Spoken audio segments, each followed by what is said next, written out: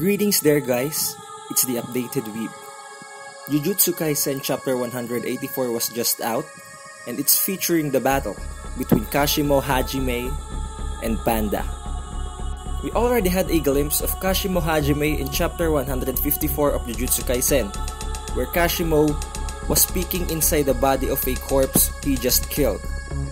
Chapter 184 started as Panda was sitting over cargo docks, having a strong scent of blood that he smells 3 dismembered dead bodies up close.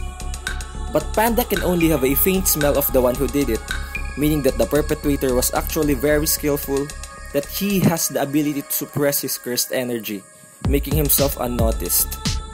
Back in the previous chapters, it is said that Panda will be the one to find Angel by using his very strong sense of smell.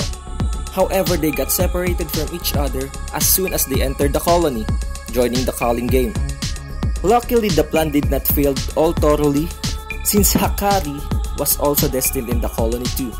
But Hakari was already fighting someone, so Panda decided to stay and not get into any trouble, cause if they do, then they would have lesser chance of finding Angel and freeing Gojo Satoru from the seal. But the funny thing is, Panda decided to move. And you know what the reason is? Because he's a panda, right? It's very unusual to see that Panda admits that he's a panda, since back in the previous season of the anime, he's always got this line where he says that Panda is not a panda. Was it because of the death of his father figure Yaga that gave him a change of heart? Who knows? Panda then moves around while looking at his surroundings, and it appears that he finally encountered someone. It was Hajime Kashimo. To avoid any trouble, Panda decided to act as if he was a regular panda. But Hajime Kashimo was so cunning that he even asked Kogane if that panda was a player. It was a rule he added back in chapter 158 by using 100 points out of his 200. Then guess what? Panda got busted, and Hajime Kashimo immediately rushes into Panda, launching a strong blow in the body that his stuffings came all out. This just shows how strong Kashimo Hajime's attack is, since even Ultimate Mechamaru's cannon wasn't able to land a strong damage onto Panda back in the season 1. Hajime Kashimo proceeds on landing attacks on Panda, throwing Panda all over the place. Panda felt as if he was electrocuted as Hajime Kashimo hits him. He then came to a realization that this enemy of his was actually an electric user, the same as Nue used by Fushiguro. The only difference is that Hajime Kashimo leaves the negative energy for himself, then transfers the positive energy onto his enemies. And if we think of the law of attraction of the charges, we can see that the opposite charges attract each other, giving Hajime Kashimo a surefire hit without even using a domain. Just think of how big a cheat code it is.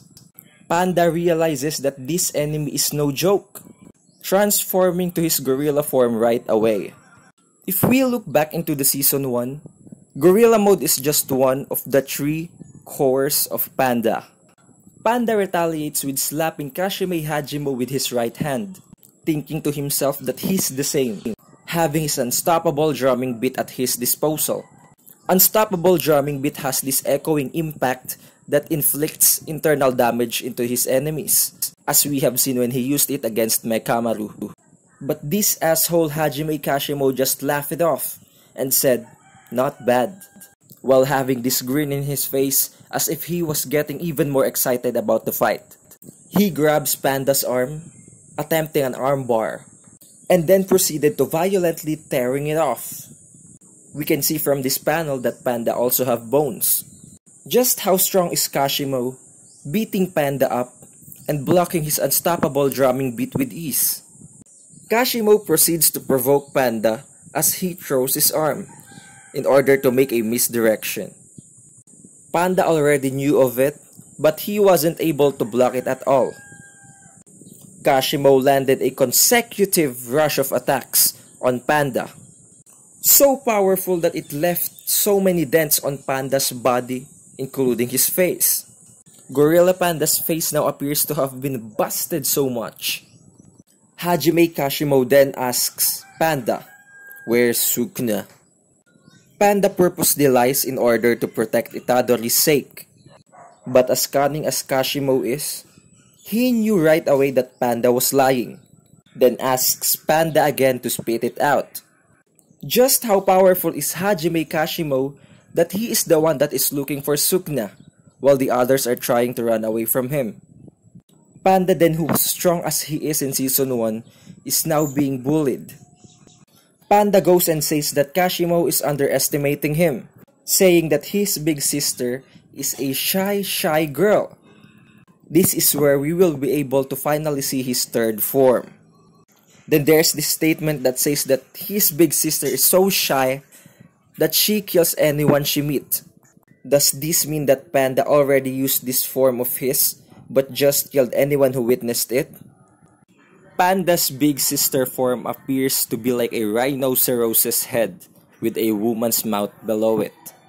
I also thought that Panda's big sister will now body Kashimo, but what happens next really made me sad. Kashimo now appears to have emitted electricity all throughout his body, pointing the electricity to Panda's big sister form. The lightning hits Panda directly in the head, splitting her rhinoceros-looking head and splashing blood all over the ground. At this point, it just now looks that Panda is being massacred one-sidedly by Kashimo Hajime. Kashimo Hajime asks Panda once again, "So, where's Sukuna?" Holy shit! This guy Kashimo Hajime just showed us a one-sided massacre by bullying Panda as if he really is just a stuffed toy. This bastard looks as if he wasn't even trying, while bodying Panda up so easily that he didn't even break a sweat. This ancient sorcerer really is no joke. Is he in Sukuna's level, or maybe even greater? But why wouldn't there be any talk about him if he is? Is he just pushing his luck, or is he really on par with the King of Curses? To think that this guy has a sure hit attack without even using a domain, just how powerful his domain can be. Could it be a match on Sukuna's malevolent shrine that has destroyed half of Shibuya City? This just shows how powerful sorcerers are from the past era. Just what will happen to Panda now that he has faced a formidable enemy? Will Hakari come to aid and back him up? Or will Panda stand for himself and show just how powerful her big sister form is? Since he haven't even shown his big sister's abilities yet. Who knows? I guess we'll see about that in the next release of Jujutsu Kaisen Chapter 185. Be sure to like and subscribe in order to be notified whenever there is a new release of a chapter review. Once again, it is the updated Weeb. I'll see you on the next one.